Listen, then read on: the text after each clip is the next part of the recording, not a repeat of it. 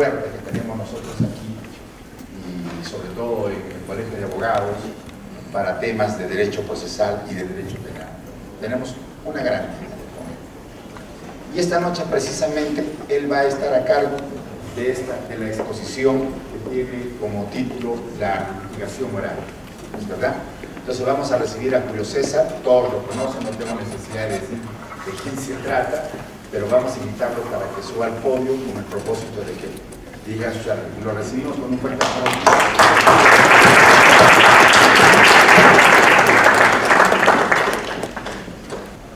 Doctor Segarra, colegas, amigos, bueno, en principio para agradecer la invitación y la gentileza una vez más del Colegio de Abogados y tener la oportunidad de compartir con ustedes algunas ideas en relación al tema de la litigación oral. Me indicaron que le demos una perspectiva básicamente de estrategia y táctica en la litigación oral, y bueno, creo que es uno de los temas que van más allá de solamente el planteamiento teórico, las posibilidades que emergen de lo que es la teoría de la litigación oral, sino que nos permite dar algunos pasos más. Más que una ponencia, una conferencia, espero presentarles algunas ideas que nos permitan reflexionar y debatir algunos temas bastante prácticos en torno a qué es la actividad de la litigación. Sobre el tema de litigación seguramente habrán escuchado muchas ideas, muchas perspectivas, a veces contrapuestas inclusive, y esto tiene una razón, ¿no? En epistemología, en la teoría o la filosofía de la ciencia, se distinguen dos conceptos básicos. La referencia al contexto de descubrimiento y al contexto de justificación. El contexto de descubrimiento hace referencia a cómo es que una posición de la ciencia, de la teoría, se ha generado en realidad. Y el contexto de justificación es aquello que nos presentan ya las teorías, las posiciones doctrinales, etc., ¿no? Es decir, los epistemólogos están preocupados no solo de que conozcamos las posiciones teóricas, científicas, sino también el cómo es que esas posiciones se han generado. ¿Y por qué hago referencia a este punto? Porque lo que sostiene un teórico, un ponente, un expositor sobre cualquier punto está condicionado no solamente por una perspectiva del contexto de justificación, ¿no? Es decir, por una perspectiva meramente teórica. Está condicionado también por el origen de esa teoría, que es lo que los epistemólogos llaman el contexto de descubrimiento. ¿Cómo es que esas teorías, esos conceptos se generan?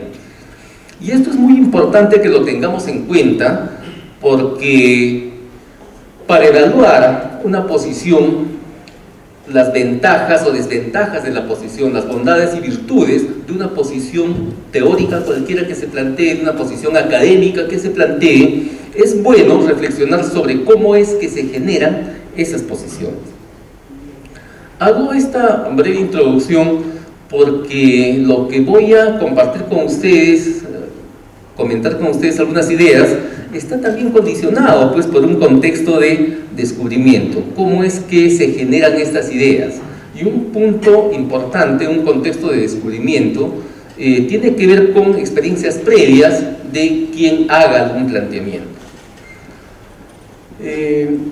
No es lo mismo, ¿no?, tener una exposición sobre litigación oral de quien nunca ha litigado, ¿no?, a tener una exposición de litigación oral de quien litiga mucho, de quien litiga habiendo tenido una formación teórica previa, a quien solamente tiene una perspectiva práctica al tema.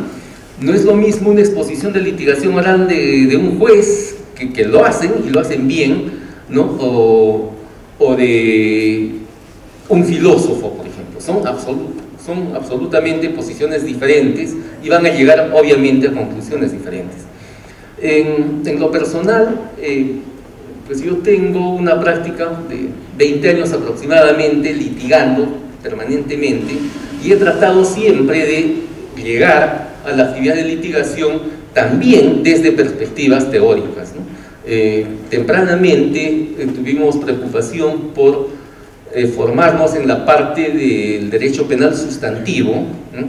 Esto es de los propios fundamentos del derecho penal, desde la propia metodología del derecho penal, es decir, de cómo es que cualquier posición que se sostenga en materia penal sustantiva está condicionado por una base, ¿no?, que es una base teórica, filosófica en última instancia, y no hay cómo entender una posición del derecho penal sustantivo si es que no partimos de estas bases, ¿no?, de un enfoque positivista, de un enfoque neocantiano, de un enfoque ontologicista, de un enfoque funcionalista, etc., ¿no? Entonces, una parte de la formación que hemos tenido, y gracias, por ejemplo, en este tema, a maestros tan destacados como Sergio Nieves Núñez, que tenía la preocupación de darnos esa base, cuando pues en la Universidad de San Agustín teníamos la dicha de contar con él. Esa es una parte, ¿no?, de lo que seguramente va a alimentar los conceptos que ahora podamos también compartir con ustedes, ¿no?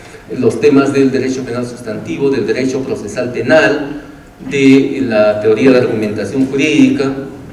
En este campo hemos compartido también casi ya 20 años, ¿no?, experiencias de capacitación en la Academia de la Magistratura y con muchos talleres de trabajo con jueces y fiscales, ¿no?, en todos los niveles, ¿no?, desde los jueces de paz, inclusive hasta magistrados de la Corte Suprema, ¿no? También pues hay una experiencia de litigación, además de cortes nacionales, en cortes extranjeras, en el ámbito de la Corte Interamericana de Derechos Humanos, en modelos acusatorios, en fin. Entonces,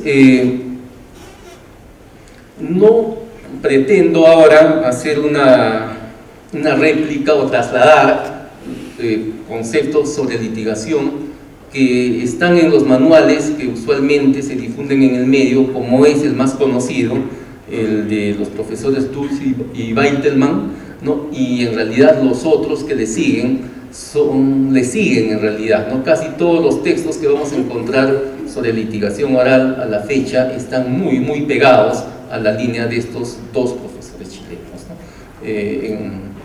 Y vamos a alejarnos seguramente en varios de los temas que ellos plantean y de la forma en que lo hacen. Bien, planificación y táctica en la litigación. Cuando se aborda cualquier empresa humana que estimamos importante, tenemos que precederla de una actividad de planificación. Cualquier actividad que estimemos aún de mediana importancia, ¿no?, hasta la planificación de nuestras vacaciones, ¿no? Si vamos a tener un mes de vacaciones en enero y ya lo sabemos y tenemos el tiempo, desde ahora seguramente vamos haciendo planes para ello. Toda actividad de cierta importancia pues supone una planificación. Claro, el zoom de la planificación se dará en el ámbito empresarial, ¿no?, donde existen toda una serie de técnicas, de profesionales expertos en el tema de planificación. El problema posiblemente se presenta para nuestra actividad de litigio en que la formación en la planificación de nuestra actividad ha estado básicamente ausente en nuestra formación universitaria. En el caso personal, por ejemplo, yo estoy formado en la Universidad de San Agustín, hemos tenido cursos de práctica forense y que eran básicamente redacción de escritos y alguna vez alguna audiencia. Actividad de planificación en realidad nunca la revisamos como alumnos. Probablemente en la formación de muchos de ustedes también ha pasado algo similar, ¿no? Nunca ha habido una actividad de planificación que nos las hayan enseñado para hacerla de una manera sistemática. Y eso es grave en la formación profesional y de cualquier profesión, ¿no? Si alguien pues, nos dan tareas de tanta responsabilidad como las que tenemos los abogados penalistas y no nos enseñan una metodología de cómo planificar nuestro trabajo, el tema es delicado, ¿no? La reflexión sobre una planificación de los procesos empieza a llegar a nuestro medio, a Arequipa en concreto, poco antes de la vigencia en nuestra ciudad del nuevo Código Procesal Penal, ¿no? En el año 2004. Poco antes empiezan a ofrecerse algunos cursos sobre técnicas de litigación oral y ahí se introduce un capítulo denominado Teoría del Caso. Este tema de teoría del caso en realidad es bastante impreciso y bastante difuso en la forma en que se suele presentar, ¿no? Por ejemplo, ¿qué se dice teoría del caso? No es extraño que en un juicio, en nuestra corte o en las cortes peruanas, al inicio del juicio oral, el juez le diga al abogado o al fiscal: exponga usted su teoría del caso, ¿no es cierto? Varios de ustedes deben haber escuchado presenciado esto. Exponga usted su teoría del caso. ¿Qué se entiende aquí por teoría del caso? Casi un sinónimo de un alegato de apertura, ¿no? Una idea de lo que es una teoría del caso, ¿no? Otra idea de lo que es una teoría del caso es la idea norteamericana. Por ejemplo, el profesor Mawef dice que la teoría del caso no es sino la expresión clara y concreta de la posición de la parte sobre los hechos, lo que la parte dice que ocurrió en la realidad. En términos de la farándula peruana, la teoría del caso es su verdad, ¿no? Es la verdad del abogado, es la verdad del fiscal, ¿no? Esa es una segunda noción de teoría del caso.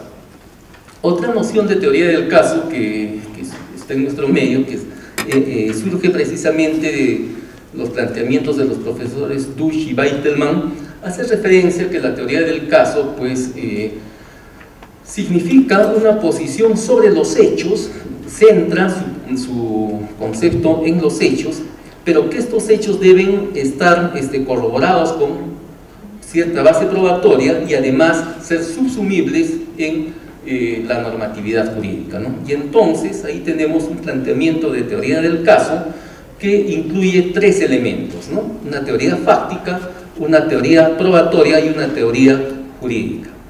La atención, sin embargo, está en la teoría fáctica, ¿no? Ellos casi de manera expresa dicen que lo importante y el manejo estratégico debe darse en cuanto a los hechos. Bien, estas son más o menos las ideas, ¿no?, que se vienen dando sobre la teoría del caso. Sin embargo, no se le ha dado el enfoque a este planteamiento de una actividad de planeación de la actividad de la defensa. Es decir, la teoría del caso se presenta un poco, ¿no?, como una sumatoria de estas tres teorías parciales, pero no propiamente como una actividad de planificación de toda la actividad del abogado. Creemos que este es un primer tema que hay que relevar.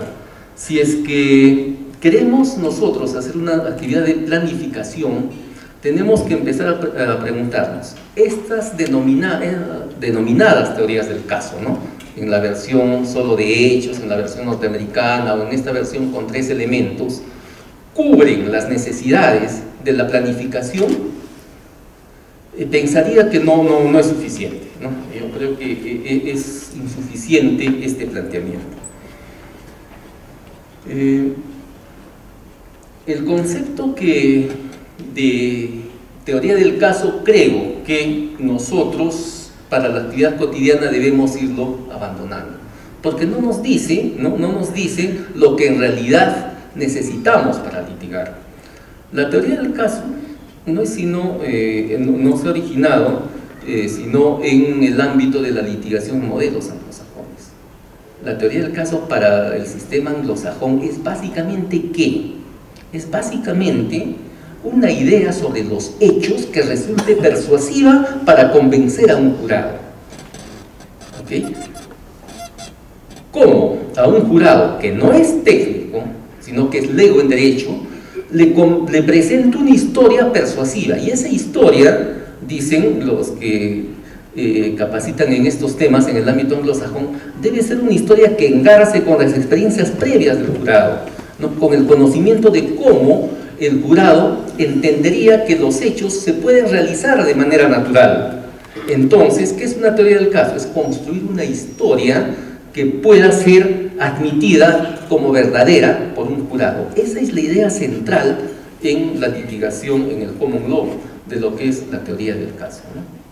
Básicamente por eso les decía que cuando estos conceptos son recepcionados en nuestro medio, toman también este elemento de centrar mucho el peso de la teoría del caso en los hechos, en la historia, en el relato. ¿Esto es suficiente para un modelo de litigación como el nuestro? Pienso que no. Porque esa teoría del caso está creada y está definida para trabajar con jurados. Y una cosa es convencer o persuadir, ¿no?, a personas legas en derecho. En un jurado pues tenemos un enfermero, un ingeniero, un obrero, un desempleado, etcétera, ¿no? Y otra cosa muy diferente es convencer a un juez. No hay punto de comparación entre una estrategia y otra estrategia. Para tener una idea de la enorme diferencia en la percepción sobre los hechos que tiene un lego y un técnico, salgámonos un poco del ámbito jurídico y pensemos en lo que pasa, por ejemplo, en el tema médico, ¿no? Nos habrá pasado alguna vez, quizás, que hemos sido testigos de alguna persona que ha sufrido algún accidente calamitoso, un accidente con una fractura expuesta, por ejemplo. Vemos sangre y la afectación que nos hace seguramente a nosotros como abogados es fuerte, ¿no? Nos causa casi un shock. Pero si a ese accidente que ocurre se aproxima también un médico que para eso iba con su sándwich, no va a dejar de comer el sándwich mientras va viendo lo que está pasando, ¿no es cierto? Claro, es que fíjense, el ego, las personas legas perciben los hechos de una manera muy diferente a cómo perciben los hechos las personas técnicas. Convencer a un jurado no es lo mismo que convencer a un juez. Para ser más exactos, persuadir a un jurado no es lo mismo que convencer a un juez. Entonces, si nuestro escenario es convencer a un juez, tenemos que idear un sistema de litigación que nos permita hacer ello. Y para esto tenemos que pensar lo siguiente: el éxito del trabajo que hagamos como jueces o como fiscales finalmente va a depender de lo que un juez diga en su sentencia. De eso va a depender el trabajo. Y esa sentencia, en nuestro medio, a diferencia del veredicto, es una sentencia motivada. Y los jueces tienen un interés personal, un interés particular, profesional y personal en realidad, de hacer bien su trabajo. Y hacer bien su trabajo significa que el juez emita una sentencia bien motivada, adecuadamente motivada. Porque si la sentencia no está bien motivada, tiene consecuencias negativas no solo para el sistema, también para el juez. Una sentencia mal motivada es apelada y va a ser declarada nula por el Tribunal de Apelaciones. Eso tiene consecuencias para el juez. Una de las infracciones administrativas que pueden cometer los jueces es motivar indebidamente las resoluciones judiciales. Y habrán visto que muchas veces la sala, cuando anula una sentencia por indebida motivación, impone una medida disciplinaria al respecto. Si hay una queja o una denuncia de uno de los justiciables contra un juez por indebida motivación, va a tener un proceso administrativo disciplinario, ya va a tener problemas. El Consejo Nacional de la Magistratura evalúa la calidad de la producción judicial. ¿Cómo? Evaluando la calidad de la motivación de las decisiones judiciales. Y entonces, si de las sentencias que aleatoriamente pide el CNM y aquellas que el juez da, pues resulta que no hay una motivación adecuada, la carrera del juez peligra también. Queda claro entonces que es interés del juez hacer una motivación adecuada de su sentencia. Creo que sobre eso no hay duda. Es un interés personal, además del interés profesional y sistémico, ¿no es cierto? Bien, si esto es así, la actividad de planificación que hagamos como abogados o como fiscales tendrá que tener en cuenta que el fin último, el resultado de de todo el trabajo que hagamos debe reflejarse en una motivación de una sentencia que ampare nuestra pretensión. Entonces, la orientación estratégica, la planificación del caso tendrá que ser con un norte estratégico, sentencia motivada que ampare mi pretensión. Eso en nuestro medio. ¿Qué pasa en el sistema de la litigación en el common law? Quienes hayan participado en algún curso de litigación con instructores con formación norteamericana o británica en países del common law, habrán verificado que lo primero que se hace en un curso de litigación son los alegatos de clausura. El modelo del National Institute for Trial Advocacy, que es el instituto de litigación norteamericano, ¿no?, de capacitación, supone que un curso inicie enseñando a los participantes un alegato de clausura. Claro, tiene un sentido, ¿no?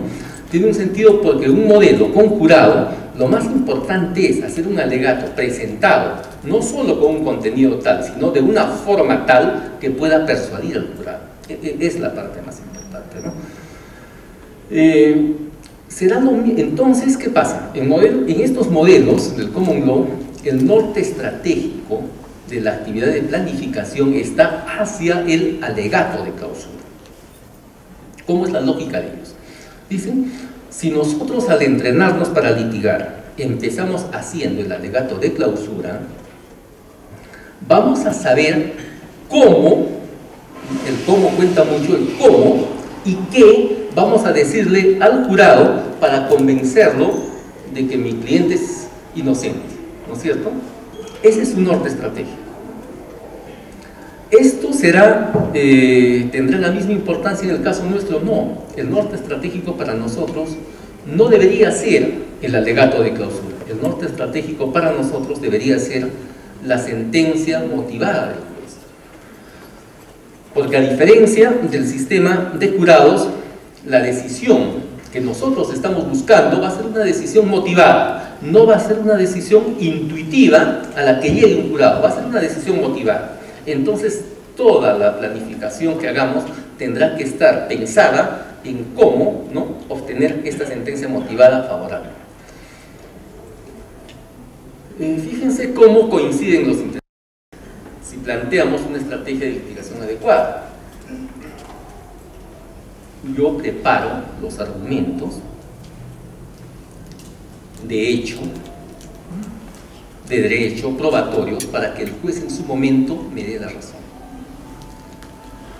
Y si le doy buenos argumentos, al juez le va a convenir también darme la razón. ¿Por qué? Porque le doy los insumos para estructurar una sentencia adecuadamente motivada a mi favor. Un ejemplo en esta línea. Entre tantas cosas, en una sentencia el juez tiene que hacer valoración de la prueba. Supongamos que el caso ha implicado la declaración de testigos, y hay testigos que han declarado sobre un hecho como que en el lugar vieron la presencia de unos parlantes, y por alguna razón eso es un tema bastante relevante, ¿no? Pero hay testigos de un lado que dicen que vieron los parlantes y hay otros testigos que dicen que también estuvieron en el lugar y que no habían parlantes. ¿A quién va a creer el juez? ¿A unos o a otros? El juez va a optar por aquella parte que le ha dado los elementos para hacer una motivación adecuada de si estuvieron o no estuvieron esos parlantes. Y es una motivación adecuada. Empecemos por una motivación no adecuada. Una motivación no adecuada sería aquella que diga: el testigo Juan dijo que había parlantes, entonces está probado que había parlantes. Esa es una motivación falaz, porque de la premisa de que una persona dijo que había tal cosa, no está probado que hubiese tal cosa. Por lo menos hay una premisa intermedia faltante aquí. ¿Cuál es esa premisa intermedia faltante? La credibilidad. Es decir, el razonamiento correcto sería el siguiente. Juan dijo que habían unos parlantes. Juan es creíble por A, B, C de cosas. Entonces puedo dar por probado que había unos parlantes. Esta premisa intermedia, la de credibilidad, ¿cuál de las partes la da? ¿La parte que dice que había parlantes o la parte que dice que no había parlantes? El juez, al momento de hacer su valoración probatoria, va a optar, ¿no?, por darle la razón a aquella parte que ha introducido esta premisa intermedia. ¿Cómo se introduce la premisa intermedia? A través del examen de credibilidad del testigo en el interrogatorio directo.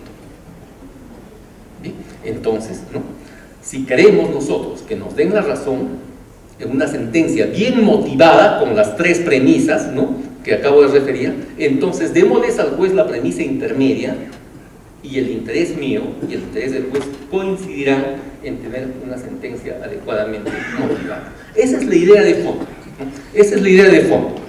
Orientar nuestra planificación estratégica a la obtención de una sentencia adecuadamente motivada.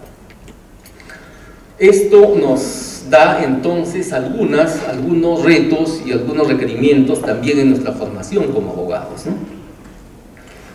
Los jueces se capacitan permanentemente en temas de argumentación jurídica, porque para motivar adecuadamente sus decisiones necesitan como insumo, ¿no?, conceptos de la teoría de la argumentación jurídica. Y si nosotros como abogados no nos formamos en argumentación jurídica, no vamos a estar al nivel de darle al juez los insumos que él requiere para argumentar, motivar sus sentencias. Entonces, fíjense cómo, ¿no es cierto?, este interés estratégico de litigación ya nos va también informando de ciertas necesidades de capacitación que tenemos nosotros. En la teoría de la argumentación jurídica, en el capítulo de la toma de las decisiones judiciales, tiene una serie de conceptos, ¿no?, como por ejemplo de la justificación interna, la justificación externa, la catalogación de los tipos de problemas que uno puede encontrar, ¿no?, problemas de relevancia, de interpretación, de calificación, de prueba, etc. Hay todo un manejo conceptual que es importante que como abogados litigantes lo tengamos. ¿Por qué? Porque ese es el lenguaje del juez y en ese lenguaje tenemos que hablar, ¿no? Fíjense la importancia entonces del tema de la argumentación jurídica. Y este curso es uno de los más descuidados en la formación en las universidades. En mi universidad, recientemente, con una reforma que está en proceso de implementación en el primer año recién, se está introduciendo los cursos de argumentación jurídica para tercer año, me parece. O sea, de acá a 2 años se va a empezar a enseñar argumentación jurídica, un curso anual con una serie de variantes en tercer año. Hoy día tenemos un curso pequeño de argumentación jurídica en el 6º año, ya cuando los alumnos están yendo. Y ojo, miren lo mal que es el sistema, ¿no? Les enseñan a argumentar cuando se están yendo de la universidad, cuando lo ideal que es que les enseñen a argumentar a los estudiantes de Derecho desde el primer año. Esa era mi propuesta, y desde el 2º año los casos ya los vayan resolviendo aplicando teoría de la argumentación jurídica. Entonces todavía ahí tenemos una falencia en la misma universidad, y aún en el diseño más moderno que tenemos, todavía tenemos falencias en la capacitación, ¿no? Quizás acá como gremio, como colegio de abogados, podamos asumir un tema que el doctor Oreste Segarra le invitaría para que lleve a los niveles de las autoridades, ¿no?, la necesidad de hacer un curso de argumentación jurídica. En lo que esté a mi alcance yo me ofrezco para apoyarlo, porque creo que es fundamental en el tema de litigación. Bien, entonces retomemos la idea. Si hablamos de planificación, tenemos que tener un norte estratégico, y ese norte estratégico es convencer a un juez a través de una sentencia motivada que emita a nuestro favor, ¿no? Ese es nuestro objetivo, tener una sentencia motivada a nuestro favor. Para llegar a ese objetivo, obviamente tenemos que tener mayores precisiones, ¿no? Y esa sentencia, si nos ponemos en un contexto de un juicio oral, ¿qué tipo de sentencia podemos aspirar, ¿no? Pues una sentencia absolutoria, de pronto, pues una sentencia con una pena atenuada, podemos pensar en un objetivo de una negociación penal a través de una conclusión anticipada del juicio, etc. Ya tenemos que tener una mayor precisión en el objetivo que queremos, ¿no? Sentencia motivada absolutoria, por ejemplo. Ese es un buen objetivo estratégico que nos planteamos.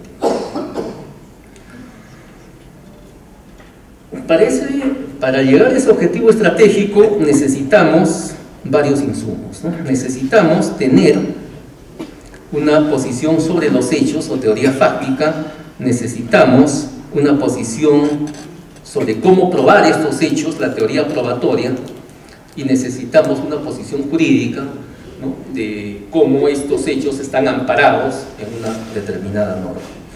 Esto además lo dice la teoría, llamémosle estándar de la litigación que está difundida en nuestro medio. Nosotros queremos dar un paso más y proponer que no basta con estos tres elementos, ¿no?, lo jurídico, lo fáctico y lo probatorio. Son elementos definitivamente importantes, estructurales, pero no suficientes. Creo que la actividad de litigación debería tomar en cuenta otros dos elementos: el elemento persuasivo y el elemento contextual. Vamos a referirnos brevemente al primero de ellos, al elemento persuasivo. ¿De qué se trata? Creo que este elemento podemos rescatarlo un poco, ¿no?, del sistema anglosajón, porque es importante, tal como está estructurado nuestro medio. ¿Qué pasa en el sistema anglosajón? Los formadores, los entrenadores suelen decir que no es tan importante hacer que la prueba sea procedente, eso lo hace cualquiera, dicen. Lo importante es que la prueba sea memorable. ¿Y por qué? ¿Y por qué esto es importante en nuestro medio? En el juicio oral, la sentencia solo puede resolver sobre aquellos aspectos que hayan sido actuados en audiencia, ¿no es cierto? Lo que no se ha actuado en audiencia no existe en el mundo jurídico para efectos de la sentencia, no existe. Solo los jueces pueden basarse en lo que se ha actuado en audiencia. Y esta idea, ¿no?, que además es norma legal, nos puede generar una falsa impresión de que eso es así en la realidad. Y en la realidad no es así. Ese es el deber ser. Pero el ser, ¿cuál es? Los jueces no van a resolver sobre lo que se ha actuado en audiencia. Los jueces van a resolver sobre lo que se ha actuado en audiencia y ha resultado memorable para ellos. Este tema es fundamental. Lamentablemente, no siempre en los juicios orales se viene respetando el principio de continuidad de audiencia y de concentración de audiencia, ¿no es cierto? De acuerdo a estos principios de continuidad y concentración, una vez que empieza un juicio oral, no debe interrumpirse por otro juicio oral, y en la audiencia debe actuarse la mayor cantidad de diligencias posibles. La lógica es que el juez resuelva de acuerdo a lo que ve y oye. Si se respetaría el principio de concentración, ¿no?, y de continuidad de audiencia, eso podría ocurrir. Pero en la práctica, ¿qué ocurre? Muchos de ustedes litigan.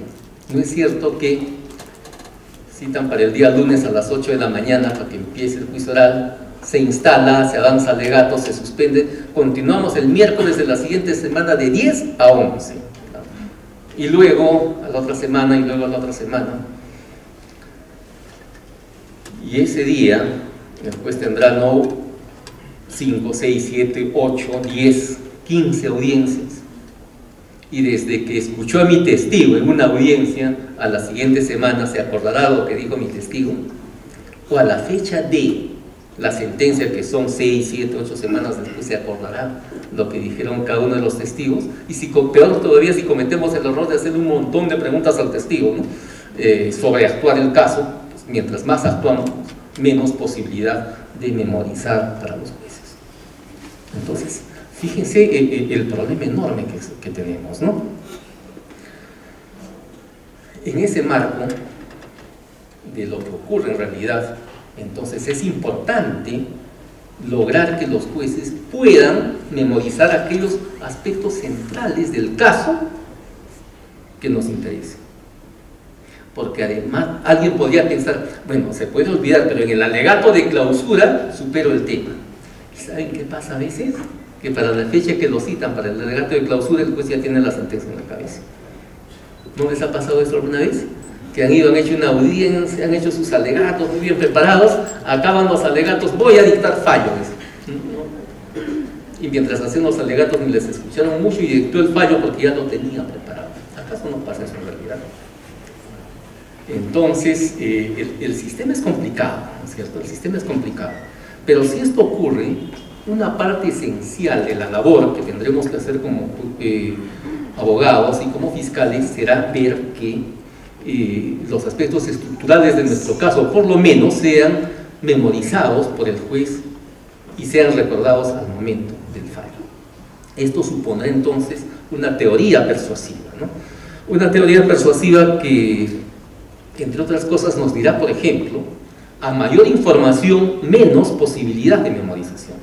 No podemos pretender llevar a un testigo, hacerle 40 preguntas y pretender que el juez se acuerde de las 40 respuestas que va a dar el testigo. Esto no pasa, pues, no pasa. O sea, si sobreactuamos nuestro caso, nos estamos dañando. Mientras menor información entre, será mejor. ¿De qué manera introducir la información, ¿no?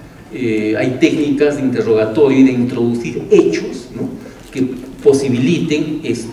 Es difícil ciertamente el manejo de algunas de estas técnicas. Por ejemplo, algunas de ellas suponen lo siguiente, ¿no?, generar algún nivel de compromiso afectivo o emocional del juez sobre algún tema, que preste atención por alguna emoción que puede despertar: cólera, alegría, repulsa, identificación. Pero el rol de las emociones, ¿cuál es? Y esto lo destacan hoy día más que nunca las neurociencias.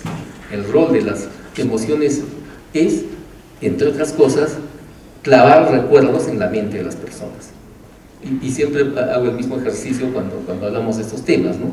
Si a ustedes les pregunto, o les pido que recuerden a una persona de los últimos 10 años de su vida, todos ya tienen en este momento una persona. Y esa persona la han odiado o la han querido mucho, ¿no es cierto? A quien les ha sido indiferentes ni se acuerdan. ¿Por qué? Porque los afectos clavan recuerdos. Esa es una idea, ¿no?, de muchas que debemos estructurar para manejar una teoría persuasiva sobre el caso. Entonces, teoría jurídica, teoría fáctica, teoría probatoria y teoría persuasiva. Un elemento adicional que debemos tener en cuenta es la teoría contextual. La teoría contextual hace referencia a el conjunto de aspectos que están alrededor del caso, que no son ni hechos, ni prueba, ¿no?, ni lo jurídico, pero que acaban definiendo el sentido de un fallo. Se habla mucho hoy día, por ejemplo, y por el mismo presidente de la Corte Suprema ha hecho referencia a las presiones mediáticas que podrían influir en algunas decisiones en materia de prisión preventiva. Circula, inclusive en redes sociales, alguna conferencia donde habla, ¿no?, de jueces carceleros, etc., ¿no? Es que está diciendo algo que todos los que litigan lo saben, ¿no? Existen, ¿no?, ciertos magistrados que pueden ser permeables a la presión mediática, y entonces donde hay presión mediática, pues ya hay determinados riesgos, ¿no? Los que litigan lo saben, ¿no? Esto ocurre. Existe entonces un contexto de descubrimiento. ¿Y por qué se llama contexto de descubrimiento a temas como la presión mediática? a temas como la animadversión contra un abogado, por ejemplo, o el miedo a un abogado. Alguna vez algún ex magistrado me comentaba, no era de nuestro distrito judicial, de otro distrito judicial: ¿conoces a tal abogado? Ese así, para denunciando a todos los jueces, ¿sabe? Pero no le va mal, porque caso que llega, el juez quiere sacar rápido ese caso, y si puede, siempre le da la razón. Si puede, tiende a darle la razón. Contexto de descubrimiento, ¿no? Llegó el caso, antes de que me denuncie, no me demoro, ya me va a quejar porque si me atraso, ¿no? Y peor todavía si le saco la sentencia en contra, ¿no? Entonces resuelvo rápido y caray, sí puede estar a su favor y sale a favor. Contexto de descubrimiento, puro contexto de descubrimiento. Identificación con la víctima, una mayor cantidad de condenas de juezas mujeres, ¿no? Respecto a delitos de violación sexual, mayores cantidades de pena en estos mismos delitos, etcétera, etcétera. Miles de ejemplos de contextos de descubrimiento. Sesgos. No es cierto que, o no han percibido quienes litigan, que determinados jueces tienden a posiciones más cercanas a favorecer los intereses de la fiscalía, y que en algunos casos resulta que esos jueces han sido fiscales. ¿Conocen estos casos o no? Pasa, ¿no es cierto? Los que litigan perciben estos temas. Otro tema de contexto de descubrimiento: frente al mismo hecho, el juez A resuelve en un sentido y el juez B resuelve en otro sentido. Si vamos a litigar, tenemos que conocer estos hechos. Entonces, en el contexto de descubrimiento está toda una serie de información real, sociológica, ¿no?, que debemos conocerla para tener posibilidad de llegar a una sentencia adecuadamente motivada. Y les digo, hay 1000 variantes en los contextos de descubrimiento. Otro ejemplo: hay jueces que son muy receptivos a alegaciones doctrinales o dogmáticas. Les gusta escuchar un informe con estos elementos, y hay otros a los que no les gusta. Y entonces, si estamos ante un juez que de pronto prefiere razones legales y jurisprudenciales, y de pronto ve mal que alguien le haga una presentación excesivamente teórica, con el riesgo de que piense y me está viniendo a enseñar, ¿no?, entonces tenemos que medir, ¿no?, el tipo de discurso que llevemos en función del contexto concreto de cómo piensan. En fin, miles de elementos que tienen lugar en el contexto de descubrimiento. Pero, como indica la teoría de la argumentación jurídica y estudios y posiciones dadas inclusive en el ámbito de la Comisión Interamericana de Derechos Humanos, son realidades que influyen en el sentido de la sentencia. Entonces es básico. Si somos litigantes y vamos a planificar nuestro proceso, pues tenemos que tener en cuenta todos los elementos, incluido el contexto de descubrimiento. Otros elementos del contexto de descubrimiento no están referidos a los jueces, ¿no?, sino también a los clientes. Y esto los norteamericanos lo trabajan muy bien, ¿no? Ellos sostienen que en la planificación del caso también hay que tener en cuenta el perfil del cliente, porque determinada actuación del abogado, y en función del perfil del abogado, dicen, podría ser valorada negativamente por un cliente. Me explico con algún ejemplo. ¿No es cierto que hay clientes que exigen un alto nivel de confrontación del abogado, que valoran la calidad del abogado por su posibilidad de confrontación? ¡Qué macho es mi abogado! Le ha gritado al juez. A la semana siguiente ya no piensa lo mismo cuando le salió la sentencia en contra, ¿no es cierto? Pero eso ocurre, pues, ¿no? Hay perfiles también de los clientes que hay que tener cuidado en manejarlos, ¿no? Los abogados debemos tener, ¿no?, la idea de que no trabajamos para las galerías, ¿no? Trabajamos para la sentencia motivada. Si empezamos a trabajar para las galerías, exponemos nuestro caso. Claro, el abogado me está pidiendo, perdón, el cliente me está pidiendo que me ponga firme con el juez, vaya a reclamarlo. Oiga, yo estoy trabajando por una sentencia motivada. Si por una falta de respeto genera una situación de animadversión innecesaria, ¿para qué hago eso? No tiene sentido. Entonces, manejar el contexto de descubrimiento también es manejar adecuadamente y gestionar adecuadamente el tema de los clientes. Es todo un tema complicado en la realidad, harto complicado en la realidad, ¿no? Bien, entonces con estos elementos contextual, persuasivo, tenemos que elaborar una teoría jurídica, una teoría fáctica y una teoría probatoria. Habría muchísimas cosas que decir sobre estas teorías parciales, diré solamente un par de cosas muy breves. En cuanto a la teoría jurídica debe ser elaborada en la planificación usando instrumentos de la dogmática penal.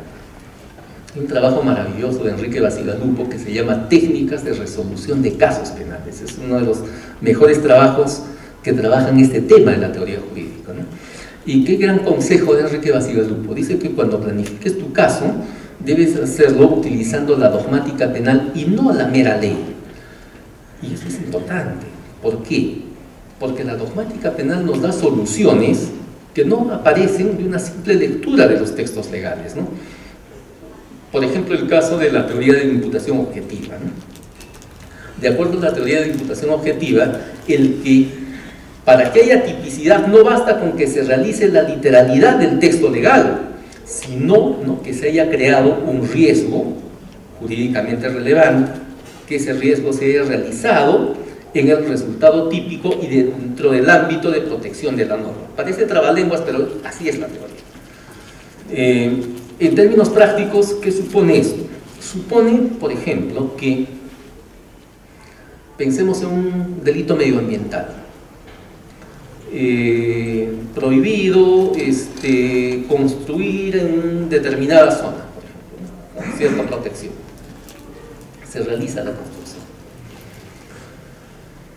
Pero en el caso concreto resulta que en esa zona, ¿no?, donde se realizó la construcción, la zona, exactamente ese espacio, previamente era una zona ya fuertemente intervenida. Pensemos, por ejemplo, que existía una fábrica contaminante.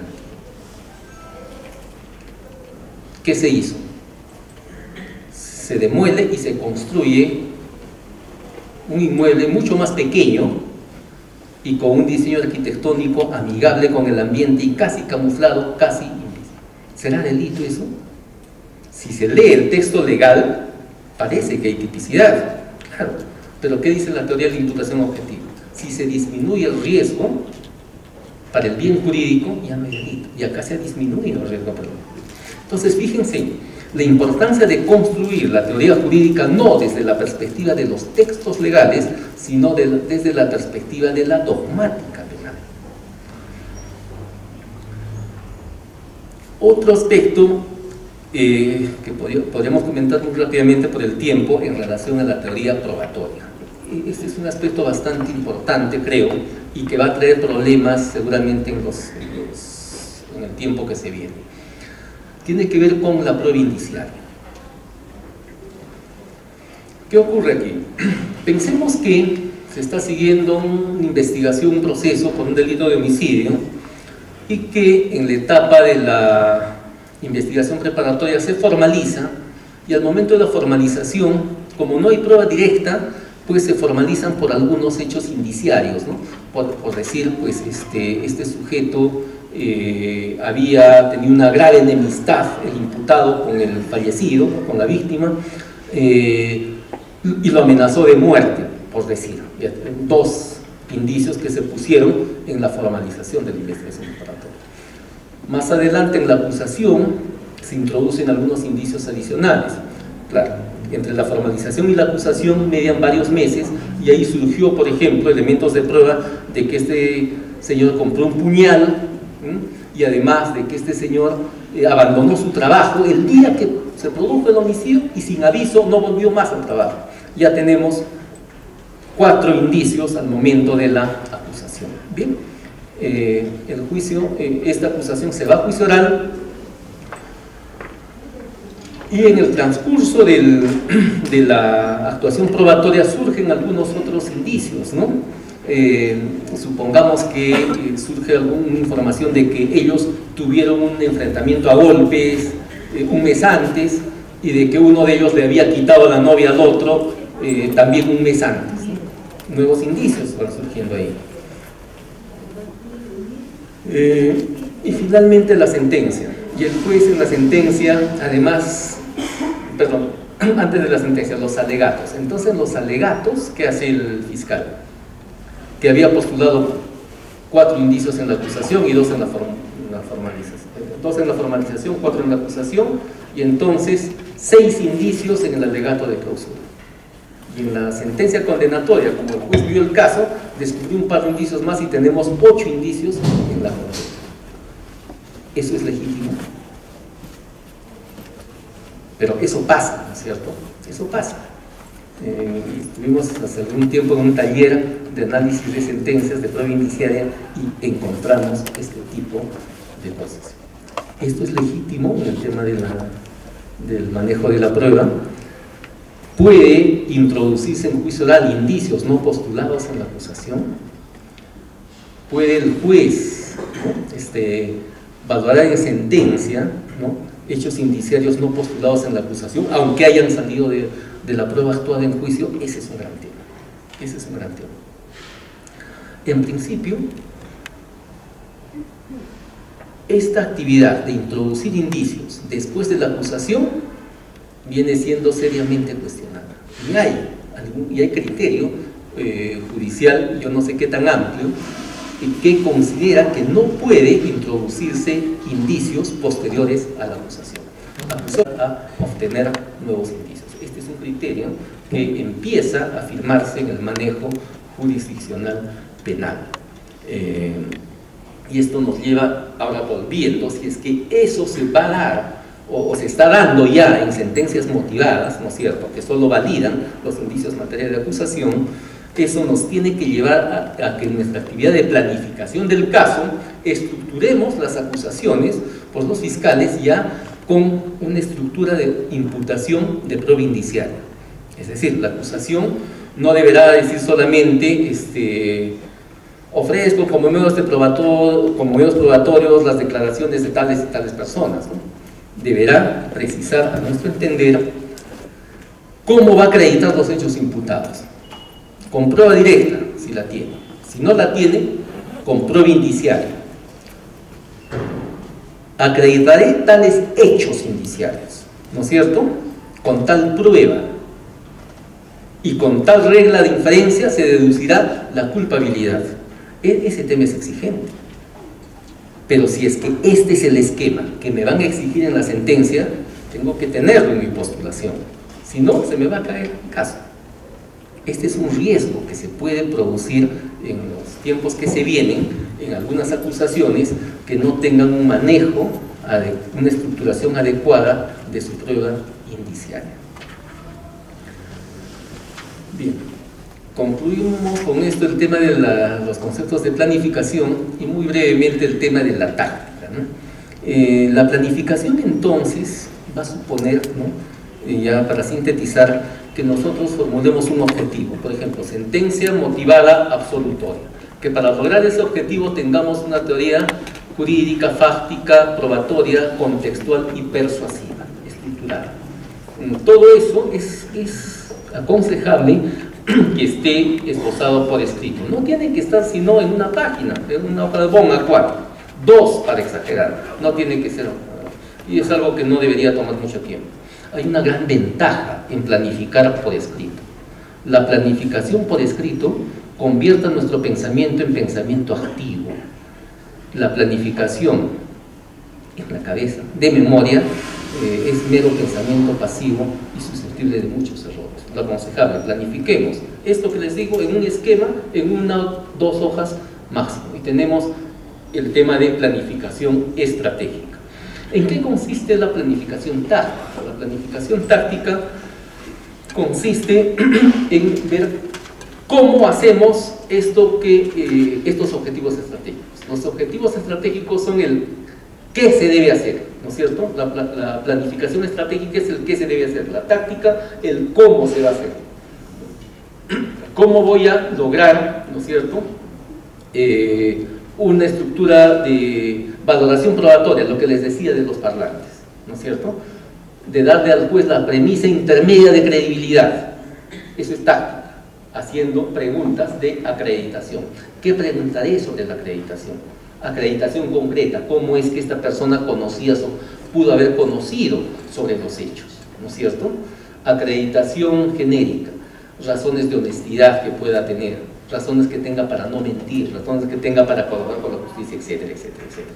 Planificación, ¿no es cierto?, táctica para el examen directo de este perito.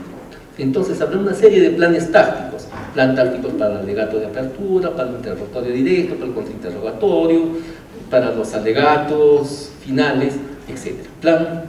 Planes tácticos y plan estratégico. Esa es a grandes líneas, ¿no?, una idea de cómo estructurar estas ideas de planificación estratégica y planificación táctica en relación al tema de litigación. Me gustaría seguir conversando con ustedes estos temas a partir de las preguntas, los comentarios que tengan a bien hacer, y les agradezco la atención.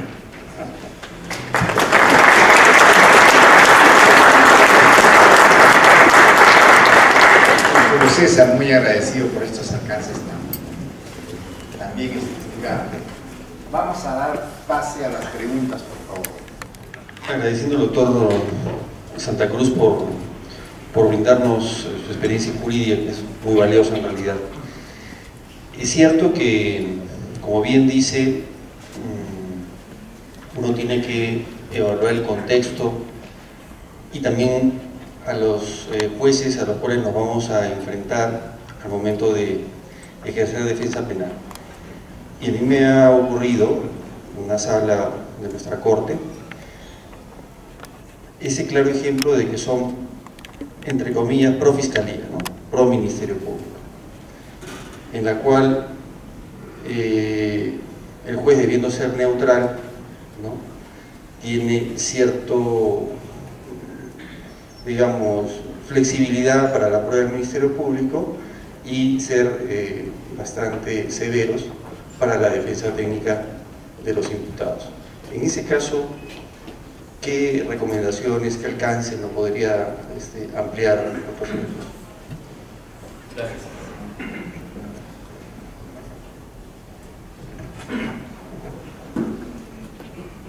Gracias por su pregunta. El tema es realmente complejo en cómo manejar este tipo de contextos de descubrimiento, ¿no?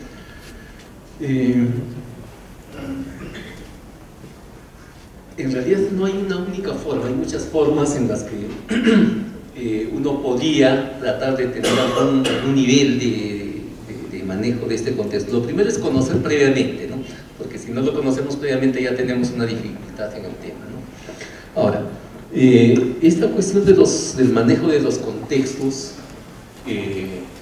puede darse, creo que a dos niveles. A un nivel institucional, que eso supone trabajar a nivel de asociaciones como el Colegio de Abogados, asociaciones de jueces, etc., pero de una manera metodológica, hacer un seguimiento de la labor de jueces. ¿Qué ya existe en ciernes y hay una metodología que se está desarrollando? Uno de los principios que deben observar los jueces al resolver es el de la universalización. ¿Qué significa eso? Significa que cuando los jueces resuelven un caso, están aplicando dos normas jurídicas. La norma jurídica general, que es la que ha creado el legislador, pero también la norma individual, que es la que el juez crea para resolver el caso concreto. Pongamos que se trata de un tema de prisión preventiva. El fiscal solicita la prisión preventiva y anexa su pedido con documentos, y varios de ellos en fotocopias simples. La audiencia de prisión preventiva expone su caso y el juez declara fundada la prisión preventiva y valora las fotocopias simples. Al valorar las fotocopias simples, él emite una norma individual, ¿no?, que dice que las fotocopias simples tienen mérito probatorio. ¿Puede hacer eso el juez? Creo que sí, ¿no? Dentro del ámbito de discrecionalidad es posible que esa norma pueda ser, creo, justificada como una norma jurídicamente correcta. Pero ¿dónde puede venir el problema? Que a las 2 semanas la defensa hace un pedido de cesación de prisión preventiva, presenta documentos y entre ellos también algunas fotocopias simples. Y al motivar la sentencia dice, considerando que el documento A, B y C están en fotocopia simple, lo cual no amerita ningún valor probatorio. Ahí viene el problema. Para el fiscal valían los documentos, los de la defensa no valían. Ahí hay una clara vulneración del principio de universalización de las decisiones. Y eso tiene que ver con la vulneración de varios principios, ¿no? El principio de igualdad, el principio de seguridad jurídica, etc. Ahora, ¿qué pasa, por ejemplo, si institucionalmente empezamos a hacer control de actuación de jueces? Hay una metodología que nos posibilita esto. Extraemos las resoluciones de prisión preventiva que han emitido y extraemos de esas resoluciones las normas individuales que hayan dado. La fotocopia vale, luego la fotocopia no vale. Y entonces podemos ver que entre una y otra no hay una resolución intermedia que legitimaría este cambio, que puede darse. Es decir, si un juez primero tiene una norma individual, no vale la fotocopia, luego es legítimo que cambie su criterio, ¿no? Y a través de esa figura que los gringos llaman el overruling, ¿no? Decir que motivan por qué van a variar su criterio y en adelante decir que las fotocopias sí valen. Eso es posible, eso es totalmente legítimo, pero tiene que haber esta sentencia intermedia que valide una nueva premisa. O en esta sentencia tendría que haber lo que llaman también los gringos el distinguishing, ¿no? Es decir, una motivación de cómo es que en este caso no se aplica la regla que venía aplicando, porque este caso tiene tales particularidades que no subsumen en el supuesto de hecho pleno, con el ruling o distinguishing que podrían legitimar esta posibilidad de variación. Si es que eso no han hecho, y si son investigados, son denunciados, tendría que esto que podría hacerse institucionalmente, podría también hacerse individualmente. Es un trabajo también. Pero es una de las posibilidades, por ejemplo, de neutralizar contextos adversos o sesgados que podrían darse. Muy buenas noches, doctor Julio César. Saludarlo ante todo y hacer una pregunta. En el interrogatorio suele pasar que muchos abogados no hacen un correcto orden cronológico, mejor dicho, no hacen un orden cronológico para así llegar a convencer al juez con la técnica persuasiva. ¿Usted cree, por el medio de docente de la Academia de la Magistratura, y hay fiscales incluso que no están preparados, seguir una línea para prepararlos en este sentido y así poder llegar al juez con una convicción más fuerte, más sólida y de la mano, ¿no? Y también otra pregunta que le quería hacer, usted también señaló que al elaborar la teoría jurídica es imprescindible la dogmática, pero ¿no cree también que se puede conjugar la dogmática con los textos legales, con la jurisprudencia y así también tener algo un poco más de apoyo en este sentido? Muchas gracias.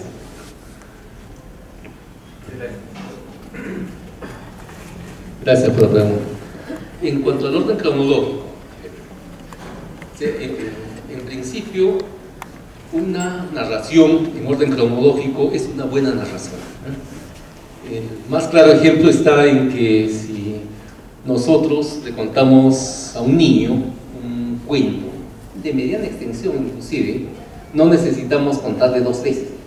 Una vez y ese niño de 3, 4, 5 años corre y le cuenta a otro casi reproduciendo toda la historia, ¿no? ¿Por qué? Porque estas estructuras de relato cronológicas tienen la enorme ventaja de que son fácilmente memorizables, ¿no? Eso, o sea, en principio es bueno presentar los hechos en una estructura de relato. El tema que hay que medir más bien para usar este tipo de técnicas es que les decía hace un momento, a veces puede suponer mucho tiempo, ¿no? De hacer una historia grande, detallada, etcétera, y mientras más información entre, a veces podría jugar también con un tema de memorización, ¿no? Yo creo que habría que evaluar, ¿no es cierto?, evaluar el caso concreto, la cantidad de información, evaluar también inclusive el narrador, es decir, el testigo que tengamos, ¿no? Una cosa es tener, por ejemplo, ¿no?, de testigo a un estudiante de literatura que va a hacer una narración muy buena. Otra cosa, tener, por ejemplo, una persona que no focaliza bien sus ideas y su relato va a ser desordenado. En síntesis, en principio, los relatos creo que son buenos, son importantes, pero el contexto concreto siempre es importante, ¿no? Y lo otro es el tema de la dogmática, si solo dogmática y por qué no leyes. Yo creo que esto nos debe llevar a hacer una diferencia entre lo que es la dogmática y la doctrina, ¿no? La doctrina es el conjunto de opiniones, ¿no?, de juristas, etcétera, pero que no necesariamente esas opiniones estén basados en un ordenamiento jurídico positivo vigente. En otras palabras, mucho de lo que escribe el profesor Claude Roxin, uno de los más grandes penalistas en la actualidad, puede no ser dogmática para nosotros, puede ser solamente doctrina, porque Roxin lo escribe según el Código Penal peruano, ¿no? Que la dogmática, a diferencia de la doctrina, es el desarrollo de la legislación. Tiene dos elementos, ¿no? La legislación como base. El dogma es la legislación, es lo jurídico, reglas y principios, ese es el dogma, y sobre esa base hay toda una construcción en base ya a un modelo metodológico que es el funcionalista, el ontologicista, etc., ¿no? Entonces la dogmática tiene esos dos elementos. Por favor. Buenas tardes, buenas noches, doctor. Gracias por compartir su sapiencia. Quiero hacerle una pregunta. La táctica y la estrategia con la presunción de inocencia y con la duda razonable. Hace tiempo conversando con unos amigos, un campo más es civil, pero conversando con unos amigos penalistas me decían, el derecho penal es fácil, me dicen, porque tienes a favor tuyo la presunción de inocencia y el fiscal y el juez al momento de sentenciar, el fiscal al momento de presentar el caso y el juez al momento de sentenciar, tienen que romper esa presunción de inocencia. Y si la logra romper, tienes a favor la duda razonable, o sea, entonces tienen que romper dos barreras, uno que es la presunción de inocencia y otro que es la duda razonable. Y me dice, si yo aplico la presunción de inocencia y que el fiscal no logra probar nada, o digamos ha logrado probar algo, pero digo, hay esta duda razonable, puede hacer que sí, hay esto, pero y lo revierto de una manera que cree duda en el juez. Entonces me decían, es fácil conseguir una sentencia absolutoria, ¿no? Me comentaban sus amigos, ¿no? Yo me puse a pensar, dije, sí, bueno, ¿no? O sea, tienes que plantearle al juez la duda, o si no, empezar por inocencia, ¿no? Así, mi patrocinado, mi cliente es inocente, pues tal cosa, no se logra probar esto, no se logra probar esto, listo. ¿Cómo se plantearía en la estrategia, en la táctica, en la estrategia, la presunción de inocencia y la duda razonable? Gracias, doctor. Es cierto que en materia penal el defensor siempre tiene una ventaja de inicio, ¿no? Se dice que uno empieza el partido ganando 1-0, ¿no? La presunción de inocencia, y el fiscal tiene que actuar toda que vence esa presunción de inocencia. En realidad la labor fiscal es una labor exigente, ¿no? Eso es cierto. Ahora, sin embargo, también veamos que para llegar a juicio, esto está precedido ya por una larga etapa, ¿no?, de etapa intermedia, y más larga todavía la etapa de la investigación preparatoria. Es decir, los fiscales tienen tiempo bastante amplio para acumular precisamente todos los elementos de prueba, ¿no? Y de hecho que le permitan llegar hacia una sentencia favorable para ellos, ¿no? Pensado solo desde el momento del juicio pareciera que hay una gran ventaja para el abogado, pero si es que la labor de planificación del fiscal empieza antes, en realidad la situación es difícil, ¿no? Profesor Pietro Sanchís, por ejemplo, dice que estas desigualdades son aparentes, ¿no? Porque lo que existe en realidad es una desigualdad institucional. Cuando una persona es procesada por un delito, normalmente lo que pasa es que esa persona va a tener que afrontar con sus propios recursos toda la persecución de un aparato estatal, ¿no? Donde tienen fiscales, felizmente en el Perú, más o menos bien pagados, ¿no? Tienen recursos, tienen asistentes, es todo un equipo, es todo un sistema, ¿no?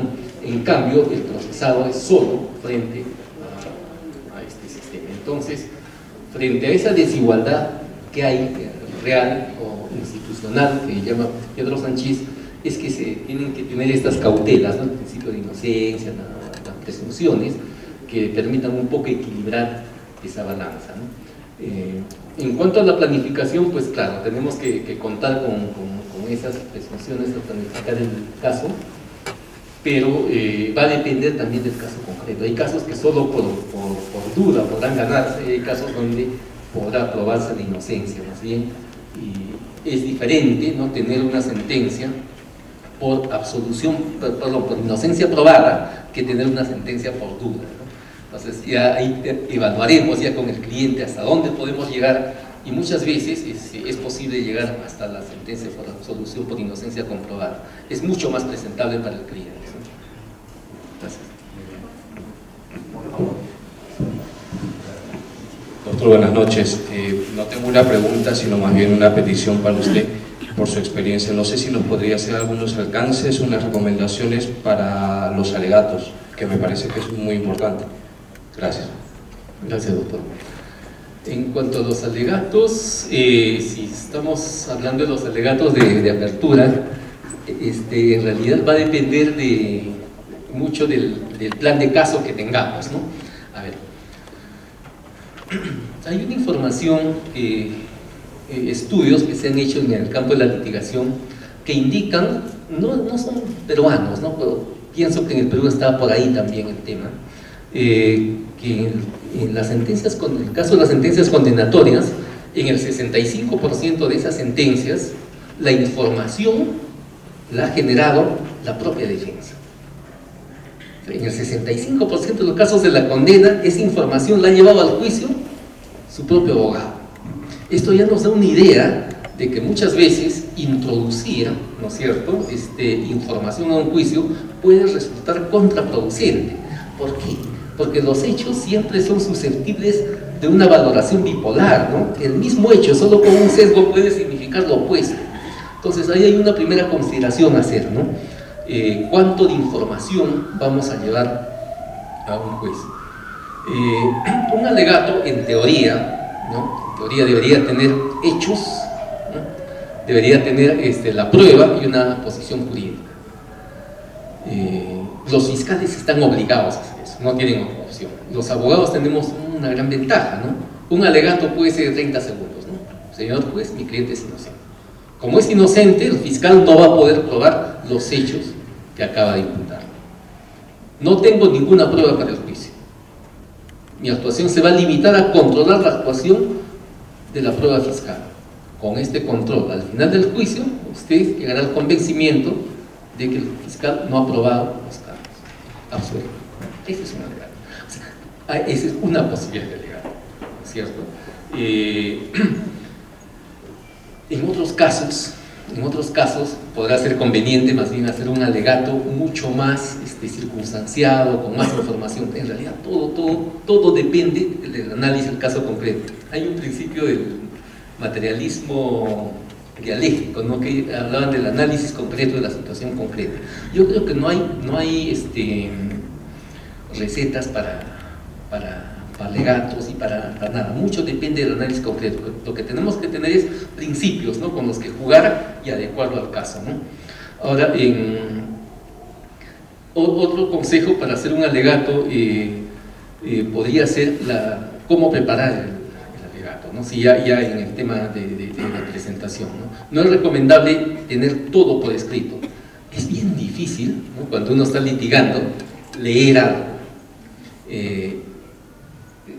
Es mucho más fácil tener solo un esquema. Si nos entrenamos, por ejemplo, en mapas mentales o en algo de esto, un mapa mental, una cosa ahí, una sola figura nos puede permitir desempeñarnos mejor que tener todo por escrito, ¿no?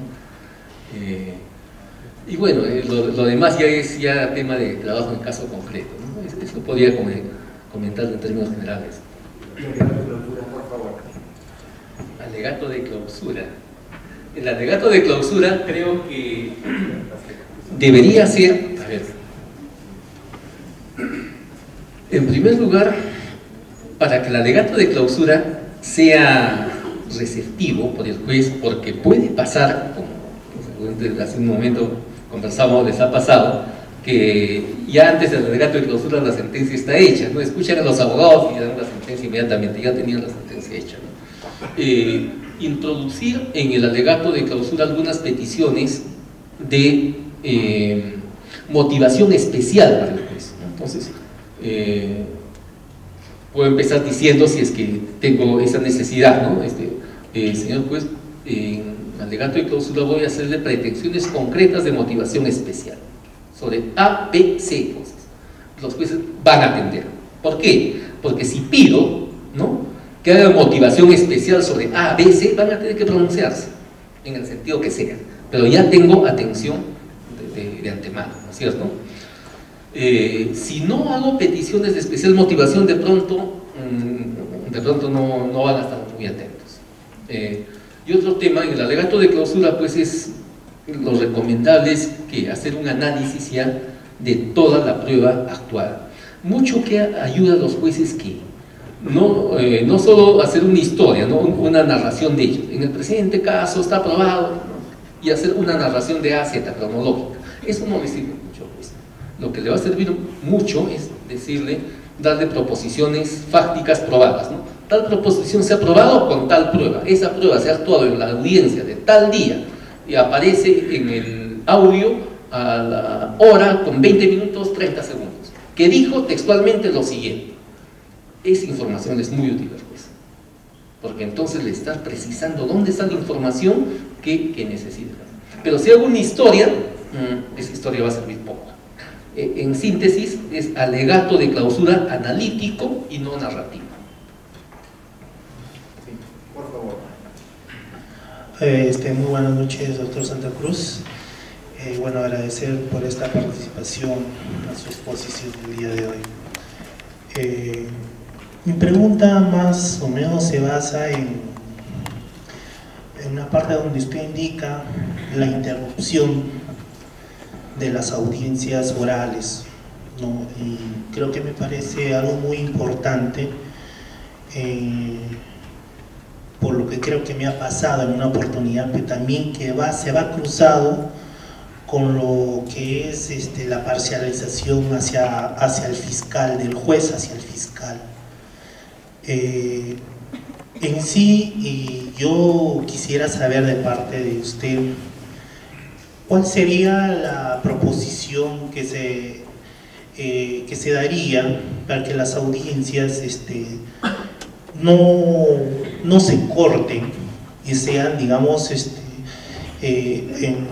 si lo plasman en 40 o a 1 hora, lo pueden plasmar en 2 horas, más o menos, para avanzar en el proceso y no se alargue demasiado, ya, porque eso lleva a muchas desventajas como litigante a veces, y en su mayor parte de veces es así, porque a veces los fiscales lo tienen ya planificado todo con el tiempo, inclusive como representante, sea el procurador o sea con el actor civil. Se lo digo con experiencia propia porque me pasó un caso de que el fiscal no sabía en su momento, en una resolución administrativa, en un caso de usurpación de funciones de funcionarios, ya, en lo gubernamental, y el fiscal estaba en nada, y pidió justo, cuando yo le dije, no, dijeron, doctor, pero nos estamos basando si es calificación, ya, de esa medida o es disposición que tiene que darse de acuerdo a la norma que está en la ordenanza regional.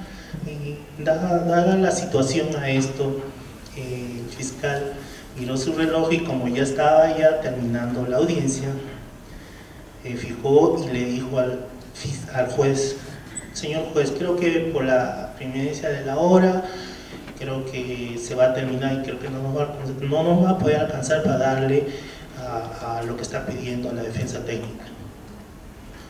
Y me parece que eso con las interrupciones de las audiencias no es posible. Como litigantes a veces nos juega en contra porque no nos conviene, porque como si dijese que en los textos simple, que en la cancha se ven los gallos, no debería darse aquel debate entre el fiscal y el abogado litigante o la defensa técnica, que en ese momento se discuta y el juez motive a la acción que se esté tomando, pero no sucede así. Quisiera escuchar su proposición más o menos, ¿cuál sería? Gracias, doctor. El tema de los principios de continuidad y concentración de audiencias, ¿no? Son principios legales y en consecuencia obligatorios, ¿no? Los jueces están obligados a aplicar concentración y continuidad de audiencias. Los problemas que se han presentado ya es en la implementación, ¿no? Pasa, por ejemplo, que a veces han separado, digamos, una mañana para hacer las audiencias y no se instala porque se frustra por X razones. Entonces luego han buscado algunas otras formas de evitar esto, porque si separaron 4 horas y se frustran, se desperdicia tiempo judicial. Algunos jueces luego intentaron hacer maratones de audiencias para instalación y para asegurarse que se instale el juicio y luego hay algún esfuerzo que se ha ido buscando para lograr estos principios, ¿no? Sin embargo, creo que el tema central está en cómo lograr juicios más rápidos, porque ciertamente los juzgados están recargados, ¿no? Y la gran respuesta creo que está en el tema de las técnicas de dirección de audiencias. Y acá hay un gran tema de capacitación, un gran defecto sistémico de capacitación. ¿Qué ha pasado? A los jueces no los han capacitado en técnicas de dirección de audiencias y técnicas de resolución de casos. Sobre este último tema sí han recibido indirectamente alguna capacitación a través de los cursos de argumentación jurídica. Entonces esto más o menos tiene alguna cobertura, pero el tema de las técnicas de dirección de audiencias creo que es uno de los grandes puntos débiles del proceso de implementación del nuevo modelo. Y entonces esto nos lleva ¿a qué? A que las audiencias y los juicios duran muchísimo más de lo que deberían durar. En un exceso de adversarismo al inicio del modelo, por ejemplo, y hasta ahora muchos jueces no quieren tener información previa del caso antes de entrar a juicio. Dicen, no, eso uno se puede contaminar con la información, ¿no? Yo no sé si los expedientes tienen virus o algo así, que si agarran el expediente se contaminan, pero hay una idea, ¿no?, de que se pueden contaminar con la información.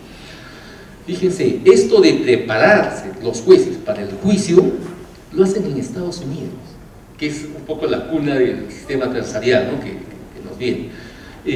Allá los jueces antes del juicio tienen una audiencia preliminar que la hacen presencialmente o a veces inclusive en conferencia telefónica, ¿no? O sea, se ponen de acuerdo con el fiscal y el abogado para llamarse una determinada hora y el juez les pregunta, dime, ¿de qué se trata el caso? Fiscal, explícame tu caso, ¿de qué se trata? Abogado, explíqueme la posición que va a tener en el caso, dígame, ¿qué pruebas van a...? Un tema de ese. El juez, ¿qué hace? Antes del juicio pide información para tener los instrumentos de una mejor planificación. ¿Y por qué ellos han llegado a este tipo de dirección de procesos, que les llaman el case management?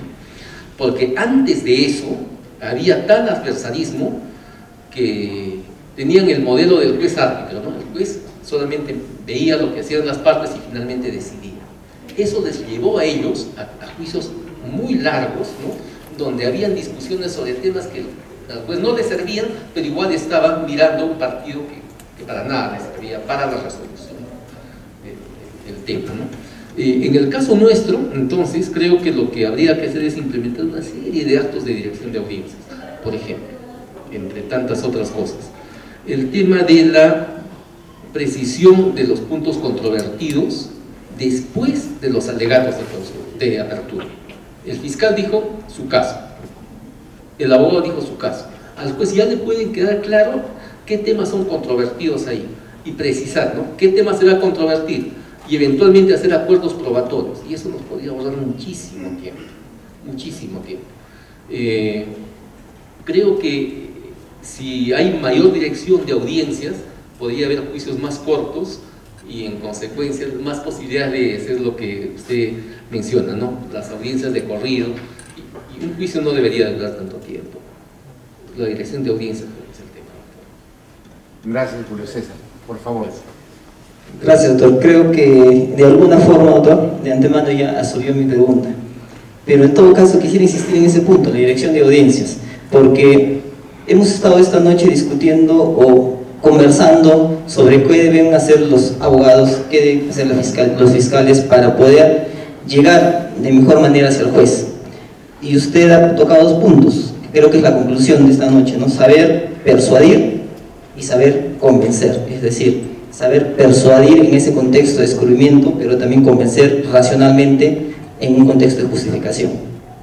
Pero supongo que al juez le subyace una análoga obligación. Un juez debe saber justificar racionalmente su decisión, pero también debe estar preparado para enfrentar las estrategias persuasivas de las partes, racionalmente. Usted ha dicho que los jueces casi obligados están o han sido casi obligados a capacitarse en técnicas de argumentación. Imagínese si casi obligados están en técnicas de justificación racional, imagínese que no hay una decisión, y por lo menos institucional, de capacitación sobre cómo enfrentar y gestionar el debate de cara incluso a estas técnicas que utilizan las partes persuasivas, ¿no? Entonces, por ejemplo, usted ha hecho referencia a dos puntos en esta exposición. Por ejemplo, el tema del razonamiento indiciario. Sostiene usted que el fiscal debería proporcionárselo hacia el juez y el juez no estaría legitimado a decidir introduciendo un nuevo indicio, cosa en la que yo estoy totalmente en desacuerdo, por ejemplo, porque considero que el tema probando es objeto del debate más no del proceso. Mientras se garantice el contradictorio no hay ningún inconveniente. También usted ha hecho referencia a esa desigualdad institucional, cosa que el doctor Silva Sánchez ya en la época de los 90 y de cara al 2000, para mí convincentemente lo ha descartado. Si no, imaginemos el caso de Brecht, ¿no?, donde la desigualdad institucional creo que no se presenta, sino todo lo contrario. Cuando un juez parte de esas premisas que usted incluso las ha tachado en algunos supuestos como sesgos, ¿cómo el juez estaría preparado para enfrentar ya no ese aspecto de justificación racional, sino cómo estaría preparado de cara a estas técnicas de dirección de audiencias que he hecho mención para enfrentar esas estrategias persuasivas de las partes? Yo coincido en que puede ser la que usted ha mencionado, la imitación y encuadre del objeto del debate, pero el problema que yo he percibido en la práctica es que a los jueces les es difícil aceptar que alguien que no sea juez, que no vive esa experiencia, como usted mismo lo mencionó al inicio de su exposición, no tiene derecho a decirle cómo hacerlo. Y si no parte de ellos y solamente la capacitación institucional ha venido por el lado de la justificación racional, si de ellos no quiere partir un interés en las técnicas de gestionar este debate de cara a las técnicas persuasivas de las partes, ¿qué podemos hacer abogados, fiscales, que no somos jueces? Les podemos decir cómo gestionar su debate, cómo hacer su trabajo. Podemos hacerlo desde otra tribuna que no sea justamente desde la judicatura, y si podemos decirles, ¿qué podemos decirles en relación a eso? Gracias. Sí, gracias por sus preguntas, doctor. En este tema de las técnicas de dirección de audiencia para enfrentar las estrategias persuasivas, ha mencionado, ¿no? A ver, en principio, el tema de las estrategias persuasivas, yo creo que no son ilegítimas, ¿no? al contrario. Todo depende de una decisión ética inicial, ¿no? La decisión ética inicial el abogado la toma al momento de asumir el caso. Si el abogado asume un caso, ¿no?, justo, no va a tener problemas en el uso de estrategias persuasivas, porque las estrategias persuasivas están orientadas hacia eso. Ahora, no creo que sea legítimo tampoco, ¿no?, el tema de manejar estrategias persuasivas en un sentido de presión indirecta, ¿no?, salvo que tenga que contrarrestar una labor similar de la Fiscalía. Me refiero a lo siguiente. ¿Qué pasa, por ejemplo, si es que la Fiscalía, para generar una posición favorable a su caso, usa su celular y llama a periodistas?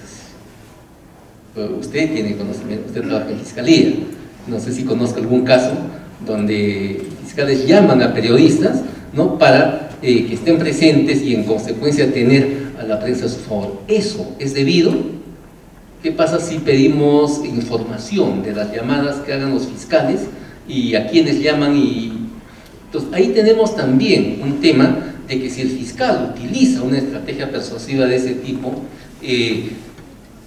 ¿cuál es la reacción que el abogado va a tener que implementar frente a este tipo de cosas? ¿Está haciendo uso de recursos públicos el fiscal para usar este tipo de estrategias persuasivas que, ojo, atentan contra el principio de independencia judicial? El principio de independencia judicial dice que los jueces no pueden estar sujetos a ningún poder externo. Entonces un representante de la legalidad no puede pretender llamar a la prensa para que el juez tenga una presión en su caso. Entonces hay que tener mucha cautela con esos temas. Visto desde el punto de vista de la defensa, ¿a qué me refería con el uso de estrategias persuasivas? Al tema de la memorización, por ejemplo. Si es que para el caso, y este creo que es un ejemplo de golf, ¿no?, si para el caso es importante, ¿no?, que el juez memorice el hecho de que una persona, una dama, subió del primer piso al segundo piso por unas escaleras, y cuando declara el testigo sobre ese hecho, y simplemente dice ese hecho en medio de 40 preguntas, y luego vi a la señora fulana de tal que subió al segundo piso y en el segundo piso tal cosa, y sigue la narración, y el abogado no se detuvo en este hecho, es decir, no hay manejo persuasivo para que este hecho sea memorizado, entonces va a tener problemas en su caso el abogado, ¿no? ¿Cuándo podría haber un manejo persuasivo? Yo creo que legítimo, ¿no?, en instruir al testigo, ¿no?, para que esa declaración sea de una determinada forma, ¿no? Disculpe, doctor, sí, que le interrumpa, pero no sí, suponía de que había un manejo ilegítimo de la persuasión, suponía que era legítimo. Hay de hecho estrategias ilegítimas, ¿no? Justamente lo que acabo de comentar, la semana pasada en un caso de contrabando que tuvimos, vinieron todos los comerciantes a hacer presión y parece que funcionó para la defensa. ¿Por qué? Porque no se otorgó la prisión preventiva a pesar de todos los elementos de convicción, a pesar que había una suspendida ejecución la pena y a pesar de que tenía antecedentes por contrabando esta persona que justificaban el peligro procesal. Estas estrategias legítimas pueden venir de ambas partes, y también hay estrategias legítimas. Lo que me refiero es que justamente dentro de esas estrategias legítimas, los jueces, por ejemplo, deberían tener la capacidad para distribuir adecuadamente las cargas de la argumentación, para devolver adecuadamente la afirmativa a quien le corresponde probar, para establecer si, por ejemplo, el fiscal debe proporcionar un razonamiento indiciario o no debe hacerlo, y por lo tanto no subyace esa carga de la argumentación. Como, por ejemplo, decirle al que replica que se centre en el objeto del debate que ha sido establecido previamente. Sobre esas estrategias de gestión del debate no observo yo ninguna metodología que los jueces puedan resolver. Y sí es cierto que nosotros como abogados tenemos, tanto la Fiscalía como la defensa, la obligación de prepararnos para llegar mejor al juez.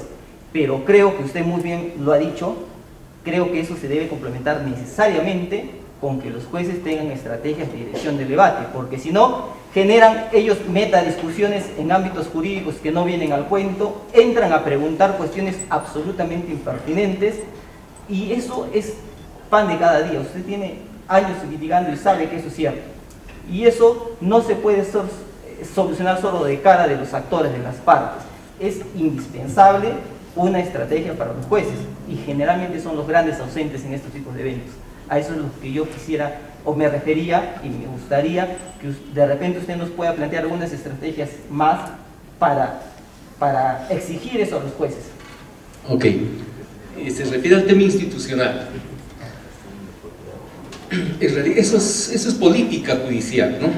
Y la política está fuera del alcance de los que no tenemos poder. O sea, si se refiere a quién organiza las capacitaciones y cómo a ellos imponerles ese tema, pues no tenemos nadie que está acá, nadie que no tenga algún cargo en el Poder Judicial va a tener el poder para hacerlo, ¿no?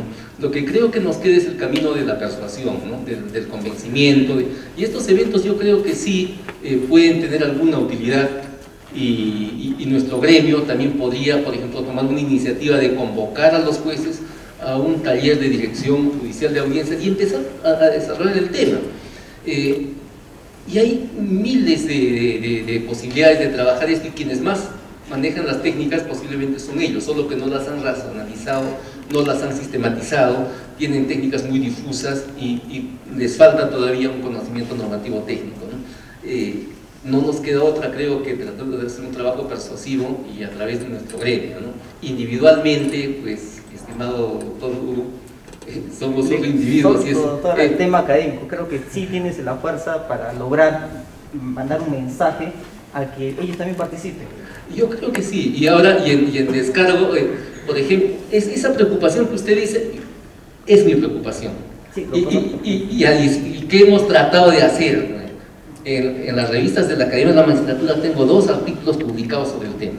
De abogados y de su señor decano José Suárez Anavia, nuestro más amplio agradecimiento por esa generosidad académica que siempre te caracteriza. Y sabes que siempre recurrimos a ti cuando estamos necesitados de algunos alcances como los que nos acaba de decir. Pedimos un